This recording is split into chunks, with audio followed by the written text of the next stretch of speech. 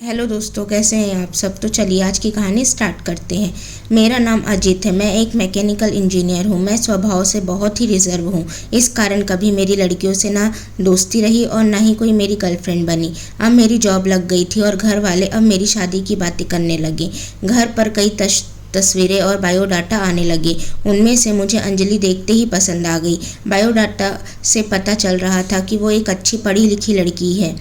मैंने अपने घर वालों से कहा कि मुझे यह लड़की पसंद है। हम लोग अंजलि के घर उसे और उसके परिवार को देखने गए। फिर जब अंजलि चाय लेकर आई तो वो मुझे उसकी तस्वीर से भी ज़्यादा खूबसूरत लगी।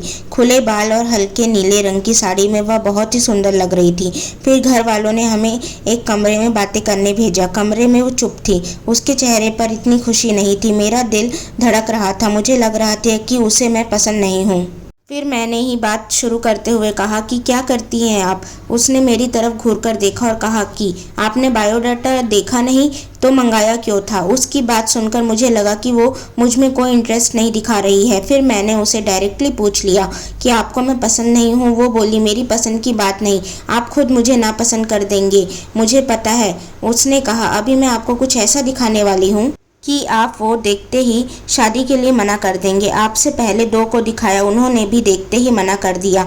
यह कहकर उसने अपने खुले बाल जो पीछे थे उनको आगे किया। इतने में ही कमरे के बाहर से आवाज़ आ गई और उसकी माँ कमरे में आ गई। शायद उन्हें भी पता था कि वो हर लड़के के साथ ऐसी ही बातें करती है और उन्हें कुछ बताती है। उसकी माँ ने कहा चलिए बाहर, सब आपका इंतजार कर रहे हैं। अंजलि ने अपनी माँ की तरफ देखा। मैं बाहर आ गया और बाहर मेरी माँ और पिताजी ने भी मेरी शादी की जल्दी थी। वो भी मेरे मुंह से बस हाँ ही सुनना चाहते थे। मेरे आते ही मेरी माँ मुझे बाहर ले गई और पूछा कि क्या तुझे लड़की पसंद है। मैं मना नहीं कर पाया, लेकिन एक बात मुझे खटक रही थी कि आखिर वो क्या बताने वाली थी। उसकी मम्मी जिस तरह से जल्दी से कमरे में आई और उसे बाहर ले गई, ऐसा लगा जैसे वो हमारी बातें ही सुन रही थी। मैंने शादी के लिए हाँ कर दी। मेरे घर वालों ने उसे हाँ में जवाब दिया, लेकिन अब मैं एक दुविधा में था कि मैं क्या करूं। मैंने उससे बात करना चाहा। मैंने उससे नंबर नहीं मांगा था। मैंने अपनी मम्मी को कहा कि आप बात करें और उसका नंबर ले लें। मम्मी ने अंजलि की मम्मी से फ़ोन पर बात की और अंजलि का नंबर मांगा, लेकिन उन्होंने यह कहकर मना कर दिया कि अंजलि का फ़ोन अभी ख़राब है। मम्मी यह भी कह रही थी कि वो लोग शादी के लिए जल्दी कर रहे हैं। इन सब बातों से मेरे मन में कुछ अजीब सवाल आने लगे। एक शाम जब मैं ऑफिस में था तब मुझे एक अनजान नंबर से कॉल आता है। फ़ोन रिसीव किया तो अंजलि थी। वो बोली कि मम्मी ने मेरा फ़ोन ले लिया है। मैं कुछ बहाना करके अपनी फ्रेंड के रूम पर आई हूँ। उसी के नंबर से फ़ोन कर रही हूँ। क्या तुम मुझे अभी मिल सकते हो। मुझे वैसे भी उससे मिलना था। अंजलि के बताए एड्रेस पर मैं जल्दी से पहुंचा। वो उसकी फ्रेंड का रूम था। मैंने जाते ही पूछा उस दिन की बात अधूरी रह गई थी और तुम्हारी मम्मी तुम पर नज़र क्यों रख रही है। अंजलि बोली मैं तुम्हें कुछ दिखाना चाहती हूँ, उसके बाद तुम्हारे सारे सवालों के जवाब मिल जाएंगे। अंजलि आज भी बाल खोलकर आई थी। वो पीछे मुड़कर और अपने बालों को पीठ से आगे की। तब मुझे पता चला कि वो क्या दिखाना चाहती थी। उसकी गर्दन पर एक टैटू था, सुयश नाम का। अंजलि बोली कि मैं एक लड़के से प्यार करती थी और हम दोनों शादी भी करना चाहते थे।